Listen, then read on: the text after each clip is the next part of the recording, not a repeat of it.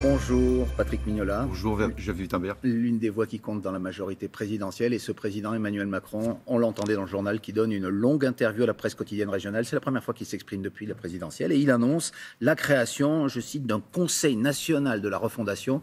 Alors c'est une référence assumée au Conseil national de la résistance qu'on avait connu après-guerre.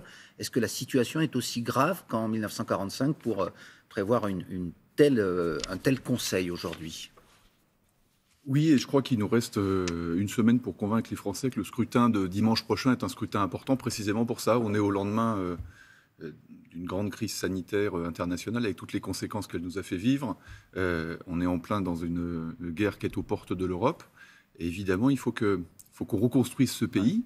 Et donc, c'est évidemment pas le mouvement démocrate que je dirige à l'Assemblée nationale qui dira l'inverse ou qui irait à l'encontre d'une initiative qui rassemble à la fois des politiques, les acteurs économiques, les acteurs syndicaux, les acteurs de terrain, les territoires. On a toujours été favorable à la démocratie locale, à ce que les corps intermédiaires reviennent dans la discussion et dans l'action politique. Et donc, je crois que c'est une heureuse initiative. Mais dans le choix des mots, Patrick Mignola, il y a une dramatisation qui est assumée. Conseil national de la refondation, c'est encore une fois, je reprends d'ailleurs une question qui est posée au président. Est-ce que c'est un clin d'œil à cette histoire qui, encore une fois, était dramatique? Est-ce qu'on est aujourd'hui dans cette situation dramatique pour vous? J'évite. Vous croyez pas que la démocratie française est malade?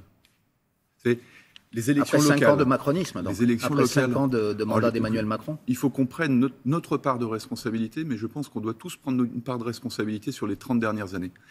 Quand j'ai vu les maires, moi j'ai été maire pendant 16 ans, quand j'ai vu les maires être élus seulement avec 30 ou 35% de participation électorale, les conseillers départementaux, les conseillers régionaux avec à peu près aussi peu, et puis même à l'élection présidentielle, seulement 70% de participation, ça veut dire qu'on a besoin d'une refondation démocratique dans notre pays.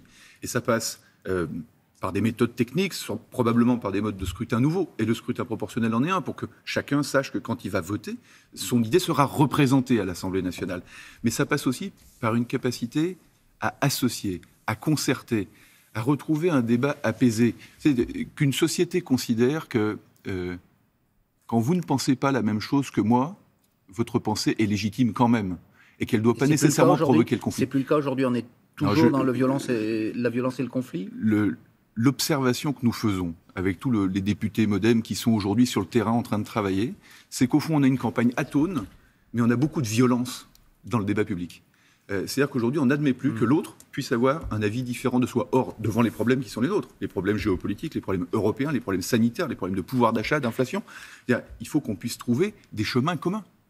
Et c'est cette méthode-là que propose le président. Alors cette méthode et ces annonces, parmi les réactions, il y a celle de la CGT qu'on a notée, qui ne supporte pas précisément cette référence au Conseil national de la résistance, parce qu'à l'époque c'était les nationalisations, c'était la sécurité sociale, et aujourd'hui c'est l'annonce d'une réforme des retraites en 2023, même dit le président, dès 2023, et là il y a l'impression d'un passage en force, qui ne correspond pas aux valeurs du Conseil national de la résistance pour le coup. L'héritage du Conseil national de la résistance, c'est un héritage qui appartient à tout le monde dans la République, qu'on soit de droite, du centre ou de gauche. Mais c'était plutôt un progrès social, alors que là, la CGT dit c'est plutôt des régressions. Ce que nous devons porter, tous, c'est comment on protège le modèle social français.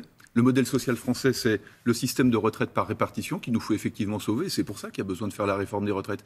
Et de repousser l'âge. Et de repousser l'âge, parce que c'est ça qui fait... Est-ce qu'on n'est pas capable, dans ce pays où on a l'impression que on a besoin de plus de moyens à l'école, on a besoin de plus de moyens à l'hôpital, on a besoin de plus de moyens dans la justice, on a besoin de plus de moyens dans les mairies, sur les territoires. Est-ce qu'on ne peut pas accepter de travailler tous un peu plus? Visiblement, pour une majorité de Français travailleurs, non. Et il y a un travail de conviction à faire, vous pensez quand même? D'abord, il faut pas faire de démagogie, même si on est en période électorale. Et il faut se dire que cette réforme des retraites, il faut la penser d'abord finalement par une voie qui avait été montrée par le Conseil national de la résistance, c'est celle des progrès sociaux. Qu'est-ce qu'on fait en matière de carrière longue? Qu'est-ce qu'on fait en matière de pénibilité? Qu'est-ce qu'on fait en matière de formation professionnelle tout au long de la vie pour qu'on puisse changer de métier, pour aller vers des métiers moins pénibles au cours de la vie? Qu'est-ce qu'on fait pour l'emploi des seniors? Qu'est-ce qu'on fait pour la transmission en fin de carrière, où on a accumulé une expérience qu'on doit transmettre aux générations futures, et en fin de carrière, travailler un peu moins et transmettre un peu plus? On part de ces progrès sociaux à faire là. On y ajoute la dépendance. Parce que les retraités vivent de plus en plus longtemps. Et tant mieux, tant mieux.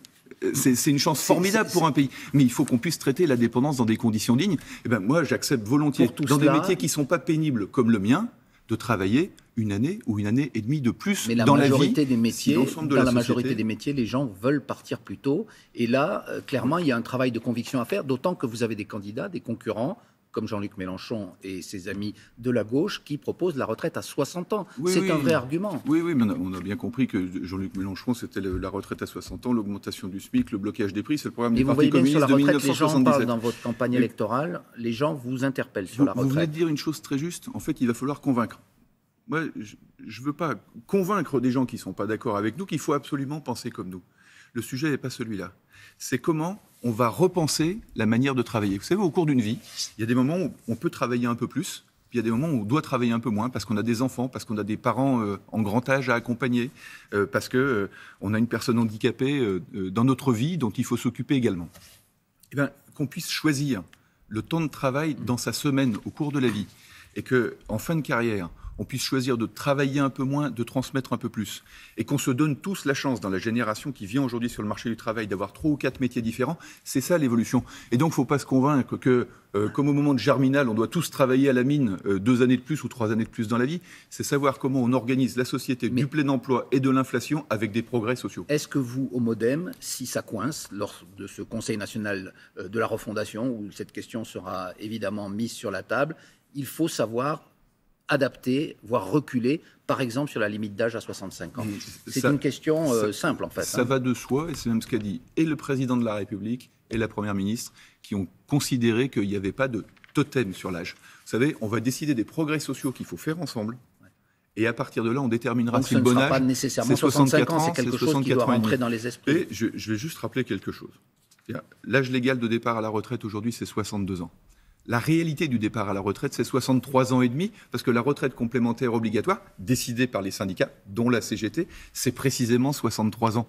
Et donc, ne faisons pas une obsession sur l'âge et regardons les situations individuelles. Je crois qu'une bonne protection sociale au XXIe siècle, c'est une protection qui s'adapte aux situations de chacun. Dans cette interview, le président s'en prend aussi aux oppositions, qu'il accuse, je cite, de désordre et de soumission en préparant des alliances stratégiques avec éventuellement la Russie. Il vise le Rassemblement national et la France insoumise. Et il dit que Jean-Luc Mélenchon... C'est pas un soupçon, c'est une fascination, Jean-Luc Mélenchon, pour Vladimir Poutine depuis des mois et des mois. Ils s'en défendent, et Marine Le Pen et Jean-Luc Mélenchon, mais en tout cas, le président dit cela. Vous qui connaissez bien la vie politique, vous pouvez retrouver les images. Voilà. Il dit que Jean-Luc Mélenchon ne peut pas imposer sa nomination au président, que c'est le président qui doit choisir. Aucun parti politique ne peut imposer un nom au président. Est-ce que lui aussi, finalement, n'abuse pas de la Constitution? Parce que s'il y a une majorité pour Jean-Luc Mélenchon, il n'aura pas vraiment beaucoup de choix, le président. Moi, je pense qu'il ne faut pas, quand on perd une élection, essayer d'organiser une démocratie parallèle. C'est-à-dire que quand on perd l'élection présidentielle, on essaie de se faire élire Premier ministre sans pour autant être candidat aux élections. Et puis on voit bien au sein de la France insoumise aujourd'hui, parce que la NUP, c'est pas autre chose que la France insoumise qui a pris l'ensemble du leadership sur la gauche. Et puis on organise aussi une sorte de parlement. J'ai vu ça récemment. Parce que si jamais on n'était pas majoritaire au Parlement, on fait aussi un parlement parallèle. Et puis on organise des enquêtes parallèles. Je me permets juste de vous reposer la question. Quand Lionel Jospin a gagné les élections législatives en 1997, Jacques Chirac n'a eu d'autre choix que de nommer Lionel Jospin à Matignon. Donc quelque part, quel autre choix aurait M. Macron? Si je suis devant vous aujourd'hui, c'est précisément pour qu'Emmanuel Macron ait le choix de ne pas choisir Jean-Luc Mélenchon, roi auto-couronné de cette nouvelle gauche parallèle. Parce que vous pensez qu'il n'est pas en mesure aujourd'hui de gagner les élections législatives? Parce que je pense qu'il apporte aujourd'hui des réponses qui sont celles du passé. Vous savez, ce qu'il propose, c'est le programme du Parti communiste de 1977 qui a été appliqué au début du premier septennat de François Mitterrand, et 2 ans après, c'était le tournant de la rigueur et c'était le début des nouveaux pauvres en France. C'est pas ce que je veux pour mon pays. Le MoDem est satisfait de la place qu'il a dans le nouveau gouvernement? Je vous pose cette question. J'imagine la réponse.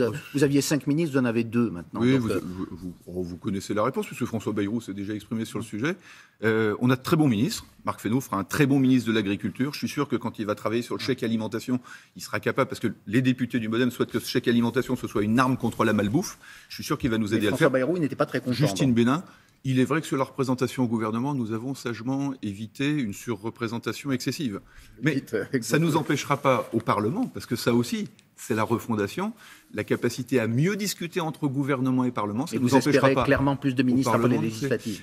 on espère surtout avoir de l'influence pour qu'on réponde tous aux inquiétudes des Français. C'est ça l'enjeu des élections de dimanche prochain. On vous a entendu. Merci Patrick Mignola, président du groupe Modem à l'Assemblée nationale. Et bonne